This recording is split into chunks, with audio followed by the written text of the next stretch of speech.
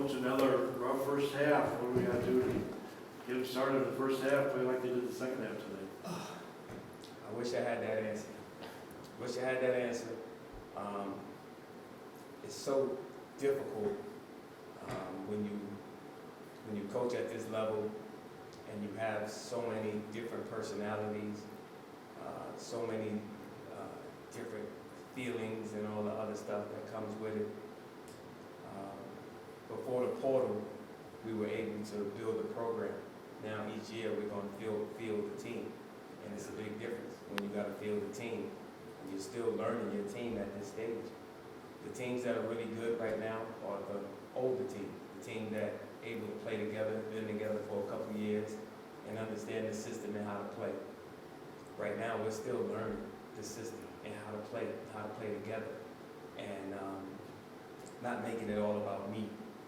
If we can get everybody playing hard, not even playing well, playing hard on the same day would be really good. But now that's the challenge that I have, is trying to get everybody to play hard on the same day. And we'll have certain guys playing hard on Tuesday's game, and then some on Sunday's game, some on Wednesday's game, some on tonight's game. We got to get everybody playing hard at the same time, and that's the key that I have to figure out. Got to figure it out, because that's all I know is fight. So we'll be there. Second half, Matheny, Sargent, some shots. What did you change anything at halftime offensively? We played hard. We played hard in the second half. It wasn't any of the other stuff. We played much harder in the second half. We competed in the second half. We competed for rebounds. We competed to keep guys in front. First half, none. No, we didn't compete at all in the first half. That's the 20-point deficit. Then you got to fight so hard to get back into the game that we need to get over that hump, and we can't get over the hump right now. And that's the difference. We got to be able to get over the hump, but we got to start the game better. We got to compete from the start, and that's been the biggest thing right now, was not competing from the start. And it frustrating. It is frustrating as all can be. You got to care about winning, and that's it. You got to care about doing the things it takes to win. That 6-point possession was huge to get your run going, and you guys went on a 19-2 run to pull within 2. Just how big was, those two threes there from Matheny and Elsas? Huge, because that showed that we're able to do it, and now we have to take care of the ball, take great shots at that point, instead of now we take a bad shot that leads to that transition. We turn the ball over, that leads to another transition, so that 2 turns to 6 or 8, and now we right back where we started. So every time we got to that point where we can take control, we didn't. We relinquished it, and that's it. They went down on the other end and scored, and they did a great job. But we've been letting a lot of teams off the hook just by not completing the game and playing 2 halves. We've been playing either a great first half and an okay second half, or vice versa. So we just have to be able to put it all together. Isaac got the start today. Was that juggling the starting lineup? Is that just part of what you're talking about, trying to find the identity of this team and just trying to get those pieces together in different ways? Chandler Turner was out. He hurt himself. And matchups, they played Stewart at the 4, who's really a 3-point shooter. And our bigs, I just thought we would get lost somewhere around there. And Isaac actually did a great job on Stewart. He averages 16 a game, and he wound up getting, Stewart wound up getting 8. And most of those were free throws at the end of the game. So Isaac did his job. He did a great job. He wound up fouling out, but that was it. But you're correct in what you're saying, is trying to find, I'm always searching for that lineup that worked together. And it just so happened to be, Brenton Mills and those guys, Isaac and Caden, Willie Lightfoot and Rashawn Agee wound up playing. So we wound up going extremely small, and that's where the rebounding, they kind of took advantage of us on the boards and getting second chance opportunities. But we had to go that way to kind of match up with those guys a little bit better, which I thought we did.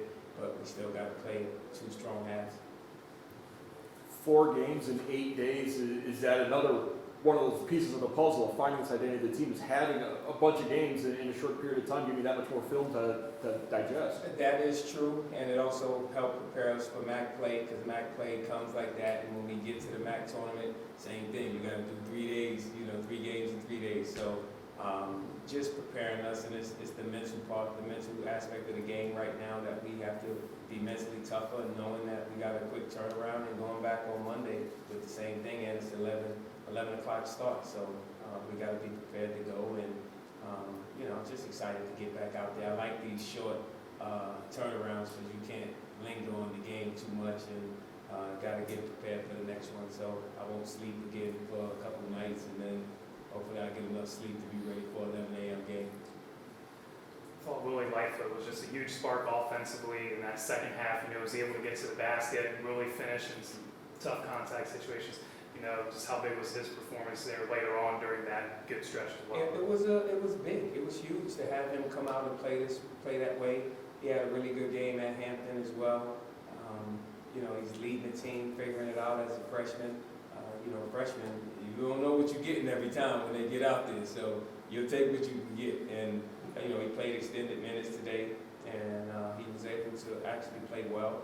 But it's the same with freshmen. Questionable shot selections, turnovers at the wrong time. That's what it is.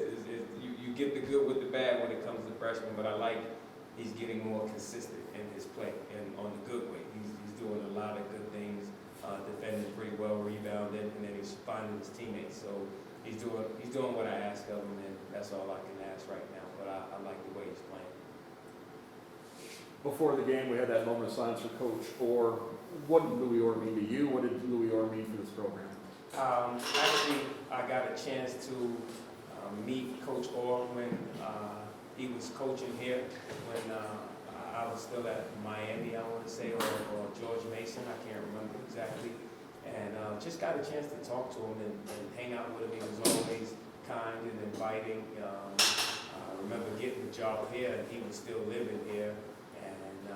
Just the words that he gave me and the wisdom that he shared with me about the program, about the people and everything else. So he was always great with me, and I always stayed in contact with him. Even when he went to Georgetown, we still talked on the phone, and I'll see him on the road recruiting, and he was always great. He talked to me about the Bible a little bit, and he just had a bunch of stuff and stories. I would ask. I'm the type of guy, if I see somebody who has that knowledge, I always want to know and ask questions. So I asked about his Syracuse days, his days with the Knicks. I'm a huge Knicks fan, so I actually grew up watching him and Patrick Ewing and those guys, and Marvin Webster and Cartwright, so I'm going way back with him, and just watching him and having a chance to meet him and talk to him and ask him all his experiences. And he was a strong family man. Always talked about his wife and his son Chauncey, who also played here at BG, and it was just always fun to talk to him. So it was definitely a tragedy